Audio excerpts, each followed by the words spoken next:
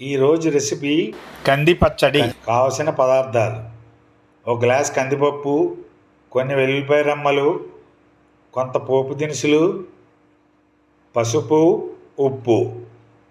తయారీ విధానంలో వెళ్ళిపోదాం. ముందుగా స్టవ్ వెలిగించుకుని మూగుడు పెట్టుకోవాలి. కందిపప్పును వేసుకోవాలి. సన్నని మంట మీదే వేయించుకోవాలి. కంగారు పడకూడదు. మాడకుండా చూసుకుంటూ ఒక 10 నిమిషాలైనా పడుతుంది. వేగిన తర్వాత చూపిస్తాను. ఇంకా కొద్దిగా వేగాలి. పచ్చి ఉండకూడదు. కమ్మటి వాసన వస్తుందండి. అయిపోయింది. తర్వాత ఏం చేయాలో చూపిస్తాను. ఇది చల్లారే లోపు మనం పోపు వేయించుకుందాం. నూనె వేసుకుందాం.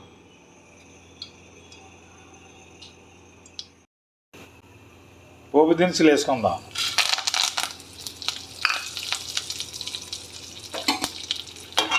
ఆవాలు, మెంతులు, జీలకర్ర, ఎండుమిర్చి, శనగపప్పు ఇవన్నీ కలిపి కరివేపాకు వేయించుకోవాలి.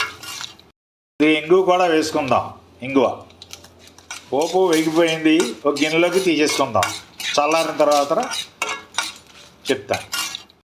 ఇప్పుడు నూనె వేసి కొద్దిగా వెల్లుల్లిపాయలు వేయించుకుందాం.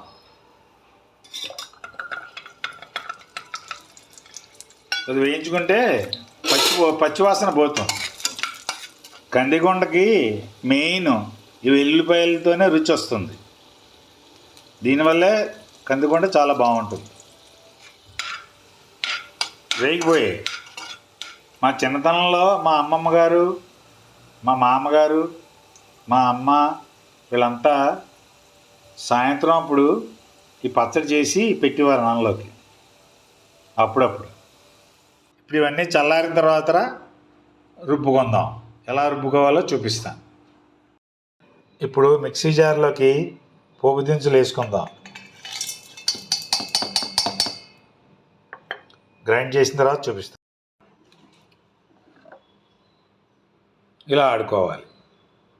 ఇప్పుడు ఇందులో ఉప్పు, పసుపు ఆడించిన తర్వాత చూపిస్తాను. ఇప్పుడు కొద్దిగా నీళ్లు పోసుకోవాలి. ఇప్పుడు కొద్దిగా చింతపండు రసం వేసుకోవాలి. కంది పచ్చడి అయిపోయింది. ఒక బౌల్లోకి తీసుకుందాం. ఇప్పుడు వేయించుకున్న వెల్లుల్లిపాయలని కలిపేసుకుందాం.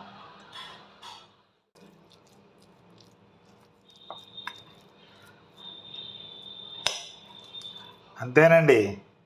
కంది పచ్చడి రెడీ. నచ్చితే లైక్ చేయండి, సబ్స్క్రైబ్ చేసుకోండి, కామెంట్ చేయండి, షేర్ చేయండి. Thank you.